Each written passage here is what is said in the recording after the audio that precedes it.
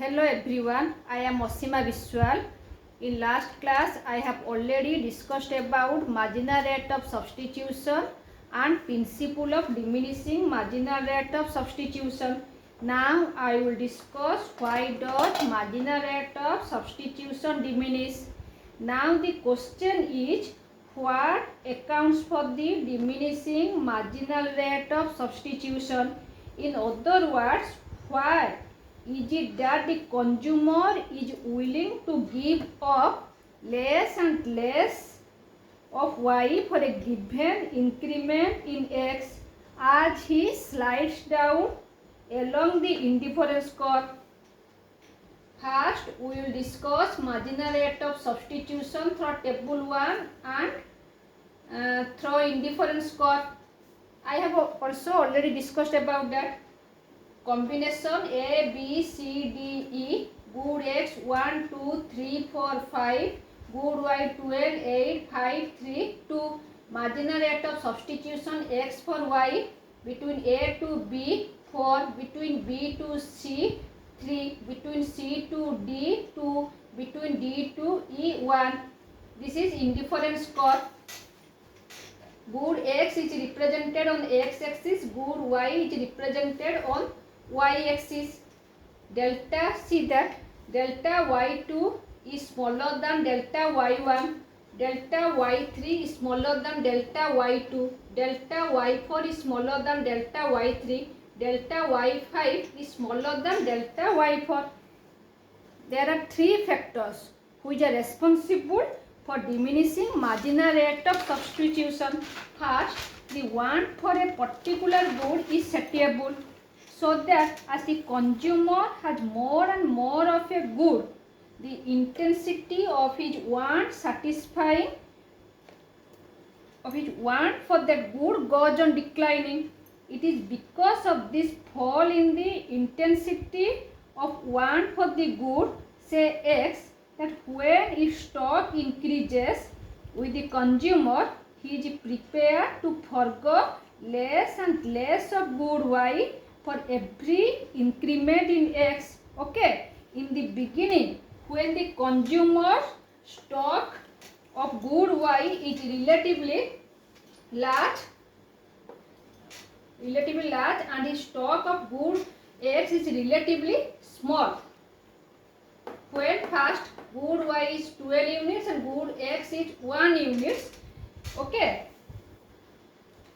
more consumer's marginal significance for good y is low, while his marginal significance of good y in the beginning, the consumer is willing to give up a large amount of y for a unit increase in good x. Okay, but as the consumer will be willing to give up a large amount of y for a unit increase in good x, but as the stock of good x increases and the intensity of his desire for it falls, his marginal significance for good x will diminish, and other hand, as the stock of good y decreases and the intensity of his good x will diminish, and on the other hand, as the stock of good y decreases and the intensity of his desire for it increases,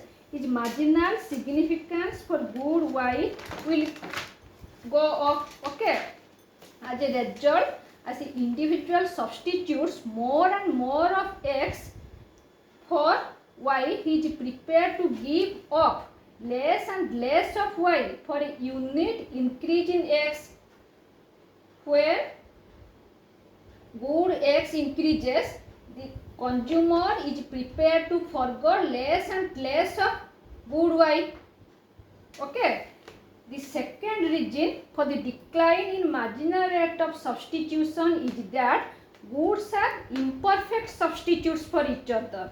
If two goods are perfect substitute of each other, they are to be regarded as one and the same good, and therefore increase in the quantity of one and decrease in the quantity of the other would not make any difference in the marginal significance of the goods.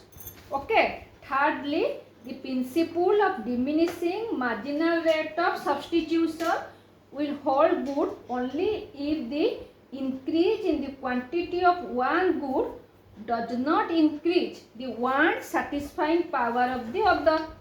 If with the increase in the stock of good X, the one satisfying power of good Y increases, then greater and greater amount of good Y will be required to be given up for a unit increase in good X so that consumer satisfaction remains the same.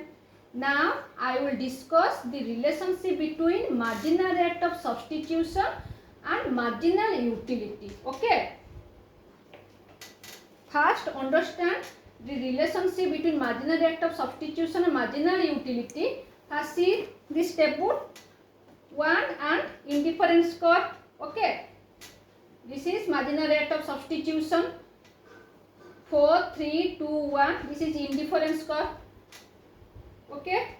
In moving down the indifference curve from A to B, the consumer gives up delta Y for the gain in X delta X. Okay.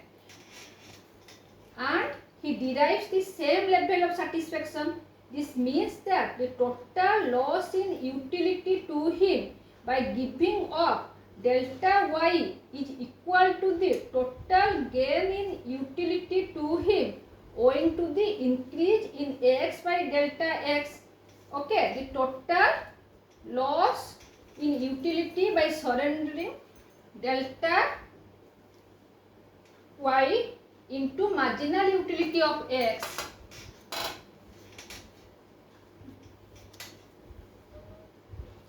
And the gain in utility by taking delta X equal to delta X into marginal utility of X.